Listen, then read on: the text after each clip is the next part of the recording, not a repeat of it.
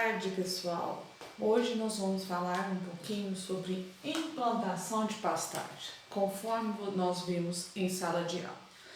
Quando eu penso em implantar a pastagem ou outra cultura qualquer, eu preciso fazer o que a gente chama de preparo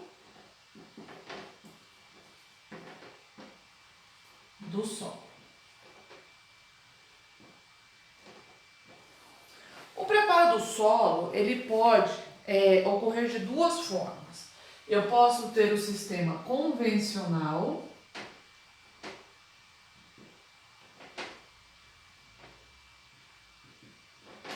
ou que a gente chama, né, de revolvimento mínimo ou conservador.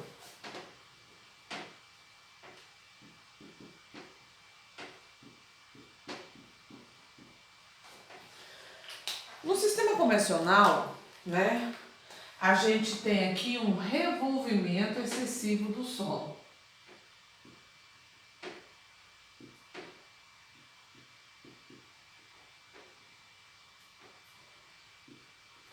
Já no conservador, nós vamos ter o mínimo possível de revolvimento do solo. Ok? No sistema convencional, ele é caracterizado por ter aração, gradagem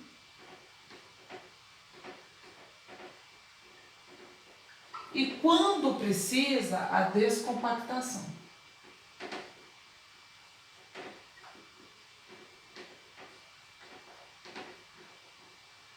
Ah, professora, quantas arações, quantas gradagens? E aí, isso aí vai depender da situação da área que nós vamos implantar. Já o revolvimento mínimo, eu posso trabalhar tanto a parte apenas, né, de descompactação,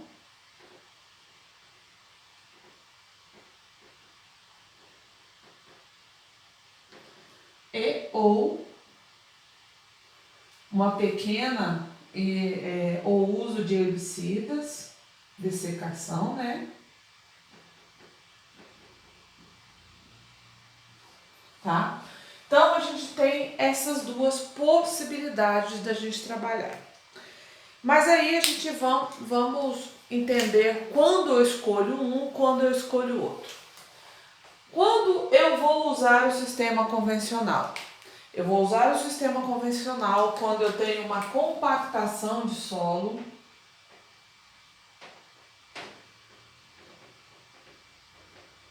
quando eu quero fazer, né, o que a gente chama, no caso, de correção da acidez,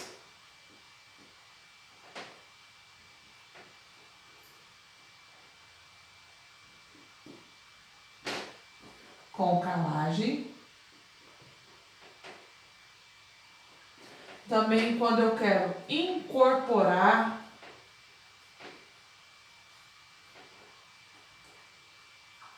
restos culturais,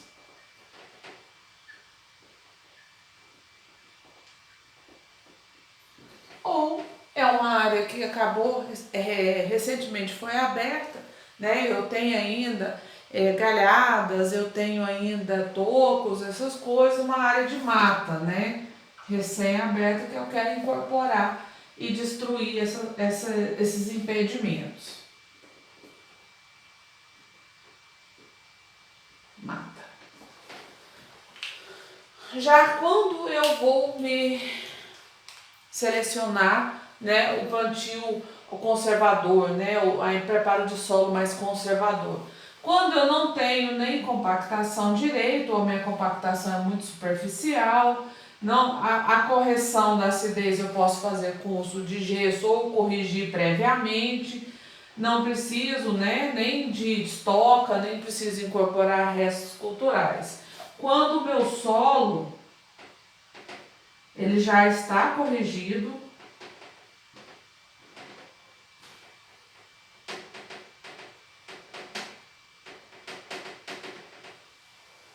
e quando eu quero, né, evitar, né, esse tipo de movimentação de revolvimento, ok? Então vamos lá, vamos falar um pouquinho sobre o sistema convencional.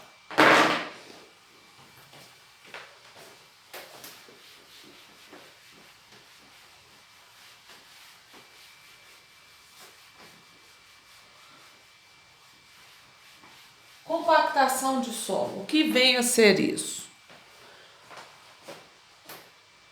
O solo ele tem estruturas, né, as texturas, os grânulos, que a gente tem areia, silt e argila, que se unem formando os grânulos, né? Quando um solo está no seu estado normal, ele tem uma densidade X.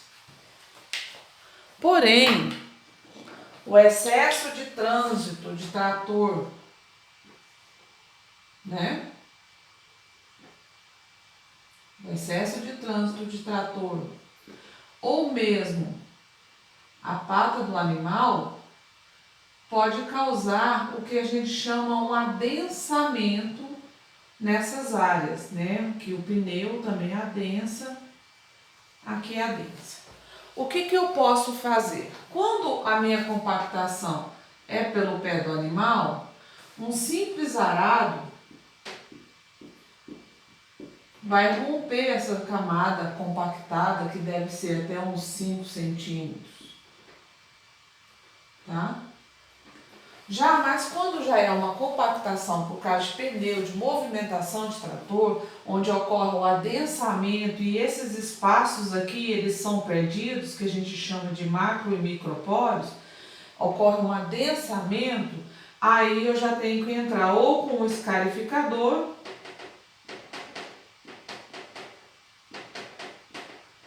e se for muito profundo, um subsolador.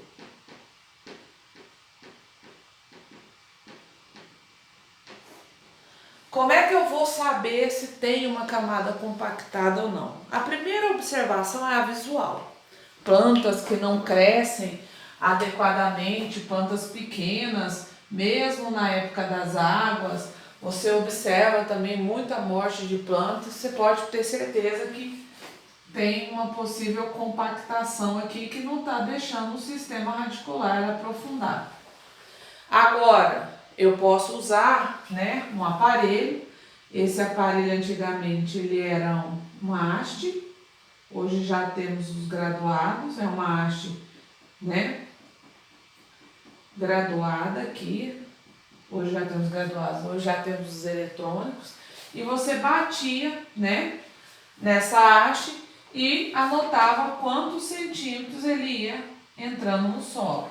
Esse é um aparelho que a gente chama de penetrômetro, e o penetrômetro a gente faz nas áreas, né, quando a gente não tem certeza da situação da compactação. Fez isso, você joga numa planilha, tem uma planilha própria, e ela vai te mostrar aparentemente onde teve mais resistência, porque na verdade o que eu estou medindo aqui é resistência àquela força, a entrar, o material entrar com a força igual em todos os níveis, sabe? E aí quando você joga, você vai ver que qual a resistência, o grau de resistência desse material ao entrar, e aí você vai definir se você vai entrar com arado, se for muito superficial, ou se é um escarificador, aproximadamente uns 20, 30 centímetros, e se for abaixo disso, um subsolador. Aqui, quando a gente tem esse processo aqui do trator, a gente chama de pé de grade. E o pé de grade nada mais é do que o adensamento do solo por causa de quando ele está úmido, fez uma pressão, né? O pneu do trator faz uma pressão empurrando esses macroporos, diminuindo os poros entre um grânulo e outro, sofrendo essa pressão com a umidade, eles acabam criando uma forma de tijolo. E esse tijolo, dependendo de como for, a raiz da planta não consegue passar, ok? Então, o preparo de solo é convencional quando eu tenho compactação.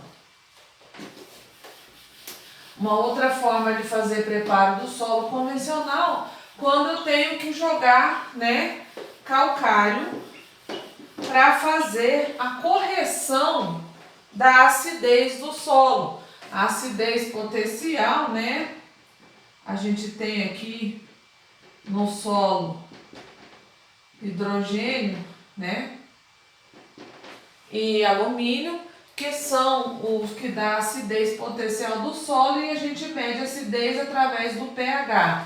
Na análise de solo, quando eu vou fazer a coleta, né, eu vejo esse pH. Normalmente, o que eu faço? Eu pulverizo o calcário sobre o solo e depois venho com o arado incorporando aos primeiros 20 centímetros esse material. Não quero usar esse tipo de maquinário, eu posso usar, tem alguma alternativa? Tem o gesso, né? O gesso, quando a gente joga o calcário sobre o solo, depois você pulveriza o gesso, também o gesso se associa ao calcário e faz com que o cálcio desça. Porque aqui, ó, essa incorporação, o fato de você pegar o que está em cima e jogar embaixo, simplesmente é para que o cálcio entre em contato mais profundo lá dentro do solo, tá? Mas aí é uma aula para a gente falar sobre fertilidade, que é o próximo assunto.